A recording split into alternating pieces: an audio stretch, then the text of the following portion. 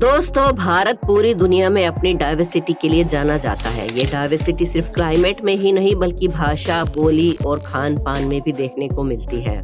ये तो सब जानते हैं कि भारत राज्यों का संघ है। हर राज्य अपने आप में अलग विशेषता को संजोए हुए है। लेकिन क्या कभी आपका ध्यान हमारे देश के अलग अलग राज्यों के नाम पर गया है?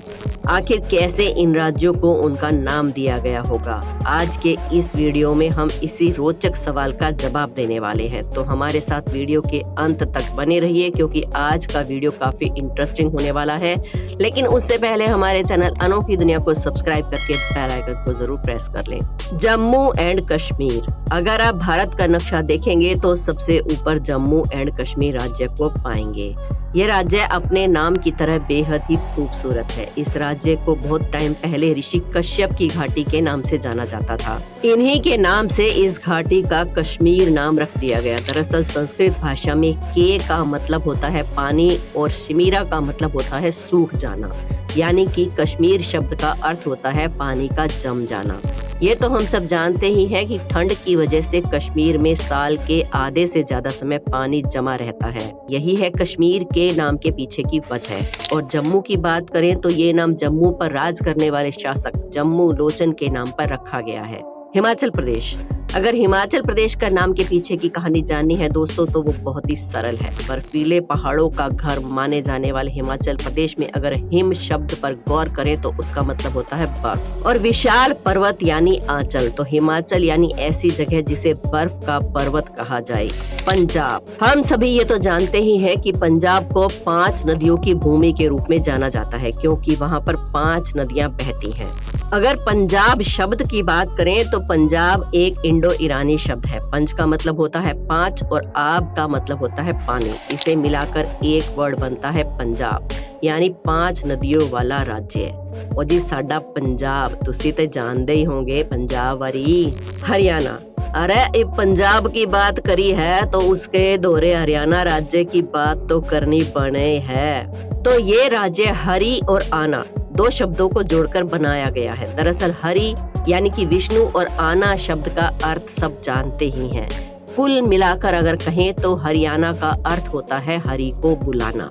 और हम तो ये सब जानते ही हैं कि धार्मिक ग्रंथों के मुताबिक हरियाणा के कुरुक्षेत्र में महाभारत का युद्ध हुआ था। श्री कृष्ण यहाँ आए थे और उन्होंने गीता का ज्ञान भी यहीं पर दिया था।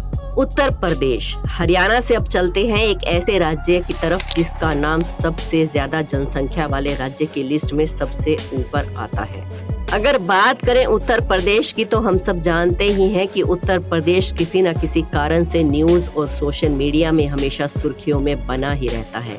उत्तर दिशा में स्थित होने की वजह से इसका नाम उत्तर प्रदेश रखा गया है।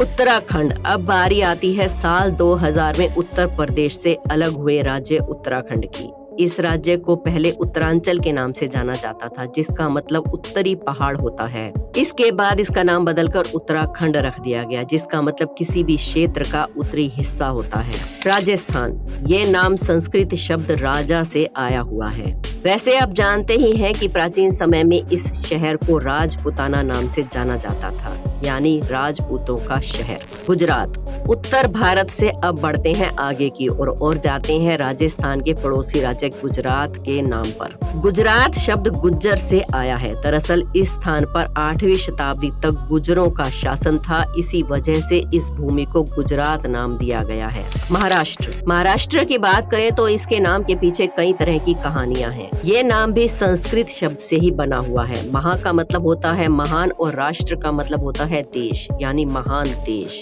गोवा। आप लोग कई बार गर्मियों की छुट्टियों के लिए गोवा बीच पर तो घूमने जरूर गए होंगे, लेकिन क्या आपने कभी सोचा है कि गोवा का नाम गोवा कैसे पड़ा? वैसे इसका जवाब तो किसी को भी नहीं पता, लेकिन कई लोगों का मानना है कि ये संस्कृत शब्द से लिया गया है। लेकिन कुछ मान्यताओं के मुताबिक गोवा यूरोपियन या फिर पुर्तगाली शब्द भी हो सकता है। अब ये तो हो गई पश्चिम भारत के राज्यों की बात। अब चलते हैं पूर्वी भारत की ओर और जानते हैं कि उन नामों के पीछे क्या कहानी है। और सबसे पहले बात करते हैं भारत के पूर्व में स्थित बिहार की। बिहार शब्द संस्कृत शब्द बिहार से बना है। इस शब्द का मतलब होता है किसी जगह पर बसेरा डालना। प्राचीन समय में बौद्ध धर्म के लोगों ने इसी जगह पर अपने मठ बनाए थे। झारखंड।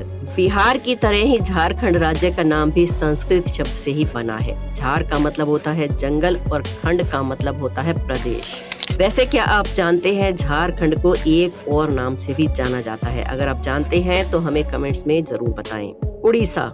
उड़ीसा शब्द भी संस्कृत शब्द से ही लिया गया है। ओड्रा मतलब जो ओड्रा से आया हुआ है, इसका मतलब होता है जो लोग मध्य भारत में निवास करते हैं। वेस्ट बंगाल। पूर्वी भारत की सूची में सबसे आखिरी नंबर पर जो राज्य है उसका नाम है वेस्ट बंगाल। ये शब्द भी संस्कृत शब्द वंग से लिया गया है, लेकिन समय के साथ इसका नाम बदलकर बन गया बंगाल। पारसी लोग इसे बंगला नाम से पुकारते थे और हिंदी में बंगाल बन गया। अब आइए देखते हैं मध्य भारत में स्थित मध्य प्रदेश और छत्तीसगढ़ को उनके नाम कैसे मिले। मध्य प्रदेश नाम से ही आप समझ गए होंगे कि मध्य का मतलब होता है बीच। जो प्रदेश देश के बिल्कुल बीच में है, इसलिए उसका नाम है मध्य प्रदेश। छत्तीसगढ़। ऐसा माना जाता है कि छत्तीसगढ़ को पहले दक्षिण कोसला कहा जाता था, लेकिन इस बात में कितनी सच्चाई है इसके कोई सबूत किसी के पास नहीं है। छत्तीसगढ़ के नाम के पीछे की कहानी भी काफी सरल है। इसमें 36 किले मौजूद हैं, इसलिए इसे छत्तीसगढ़ के नाम से जाना जाता है। मध्य भारत से अब चलते हैं दक्षिण भारत के राज्यों की ओर। आंध्र प्रदेश। आंध्र शब्द एक संस्कृत शब्द है जिसका मतलब है दक्षिण। ये एक ऐसी जगह है जहाँ पर एक जनजाति निवास करती है जिनका नाम है आंध्र, इसीलिए इसका नाम आंध्र प्रदेश पड़ा। केरला। इस नाम के साथ भी एक संस्कृत मत जुड़ा हुआ है। संस्कृत में केरला का मतलब होता है एक जुड़ी हुई भूमि, इसीलिए ये कहना गलत नहीं होगा कि केरला समुद्र से निकली हुई एक प्राकृतिक भूमि है, क्योंकि ये समुद्र के किनारे स्थित है। तमिलनाडु। तमिलनाडु में तमिल का मतलब होता है मीठा शरबत और नाडु शब्द का अर्थ है जन्म भूमि, यानी कि तमिल लोगों की जन्म भूमि, जहाँ तमिल लोगों का घर होता है। आखिर में बात कर लेते हैं उत्तर पूर्व में स्थित 7 बहनों के नाम की उत्पत्ति की कहानी के बारे में। अरुणाचल प्रदेश। अरुणाचल प्रदेश नाम की उत्पत्ति अरुण शब्द से हुई है और अरुणाचल जो पहाड़ होता है, यानी कि एक ऐसी जगह है जिसका मतलब सुबह की ज्योति का पहाड़ होता है, क्योंकि यहीं पर भारत में सबसे पहले सूर्य दिखाई देता है। मेघालय। मेघालय राज्य का मतलब होता है बादलों का घर। मेघ यानी कि बादल और आलय मतलब कि घर, यानी कि बादलों का शहर। मणिपुर। मणिपुर नाम के पीछे की कहानी काफी सिंपल है। इसके नाम से ही पता चलता है कि ये मणियों का शहर है, इसलिए इसे मणिपुर कहा जाता है। मिजोरम।